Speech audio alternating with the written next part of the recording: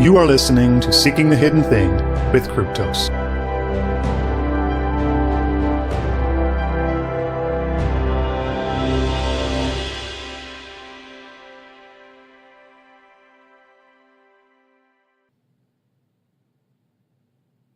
Mastery, the path to creativity. I came across a tweet from John Vervaeke on the need to disrupt your normal patterns of thought lest you become locked into a particular way of thinking. I disagree. There's a lot of energy expended these days to promote this thing called creativity. From a very young age, children are encouraged to be expressive. Being free from the constraints of others so that you can give outlet to your inner vision without hesitation or fear is seen as the height of authenticity. We are encouraged to break down the barriers that constrain us and keep us hemmed in. Free thinking is the goal. A recent tweet from John Vervaeke came across my feed, typical of this kind of thinking for adults. Your brain is incredible at pattern recognition, but this superpower has a dark side. Once you see a pattern, it becomes incredibly hard to unsee it. You become trapped in your own mental models. The frame becomes a prison. This reveals something crucial, the art of systematically breaking patterns to see reality anew. You need practical techniques to disrupt your normal patterns of thinking. Now, he's correct that your brain is incredible at pattern recognition. This is a feature, though, not a bug. Vervaeke speaks about the problem of getting trapped in a particular way of thinking. I put these words in quotes because these are not necessarily bad things. In fact, they're a good thing. They are the foundation for something called mastery. I would agree with John that in certain contexts and situations, getting locked into a particular way of thinking can become a bad, even dangerous and destructive thing. But those situations only arise because you have already become really good at something and it works for you until it doesn't. And then you need to adopt new circumstances, but can't. But until those circumstances are thrust upon us, there is far more benefit in recognizing patterns and developing deeply ingrained knowledge, skills, and abilities. Once you understand some more about how our brains work, the physiology of mind, this idea that we have to be pattern disruptors, from all that I've learned, becomes suspect. When we are born, our brains are not yet fully developed. The structure of our brain at a cellular level actually grows and develops in response to our learning.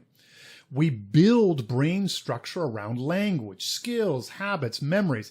The brain is not like a computer chip or a hard drive as you learn and repeat things, both good and bad. Our brain architecture actually becomes more efficient at doing those things. And this is why you practice your golf swing until it becomes second nature and you don't have to think about it. For anyone who's tried to golf while thinking about doing every aspect of the same swing correctly, it doesn't really go well. And this goes for all kinds of activities, from things like language, to fine motor skills, to athletic abilities, to intellectual pursuits. As you do them, you build your brain around those activities so that they demand less conscious thought. At a cellular level, you build not only the nerve architecture, but also a thing called myelin sheaths around the nerves that aid in speeding up and making nerve activity more efficient. The more that you practice things, the more that your brain structure gets built around doing these things. The faster, easier, and more natural second nature they become. Imagine a world where every time you encountered something or required to do a task that you had no memory, no collection of patterns, no structure built up to provide a foundation for you through which to understand the world or act within it. Complete openness would mean understanding nothing and being able to do nothing. You would be paralyzed by constantly having to relearn everything all the time. Every skill would be new to you all the time. The world would flow over you in a disordered and chaotic flow of sensations. To make sense of the world, you have to see patterns, filter out some inputs in favor of others. You have to be able to see and recognize threats and dangers. You need pattern recognition to be able to protect yourself, feed yourself, sustain yourself, bodily, socially, mentally, intellectually, and emotionally. Patterns are vital and necessary. And you have to have a developed enough brain that these patterns are recognized instantly, often preconsciously. You step back from an oncoming car instinctually. Your hand pulls back from a hot stove element instinctually. You don't even think about this. But all of this has to be learned, and your brain has to build around this knowledge, and it needs to be efficient and quick in the recognition of these patterns. Your life often depends upon it.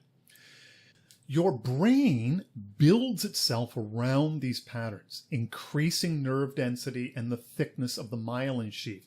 It is this development of the myelin sheath that makes our thinking and habits more efficient. Now, because of this architecture, because you are not expending energy on basic pattern recognition or the basics of a skill, it allows your brain and your mind with it to focus on higher order aspects of the activity. It can even allow you to be doing one thing while thinking about something else.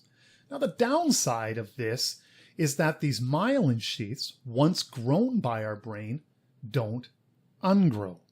Their deterioration is what causes a number of neurological diseases. What this means is that change is hard, especially when it comes to bad habits.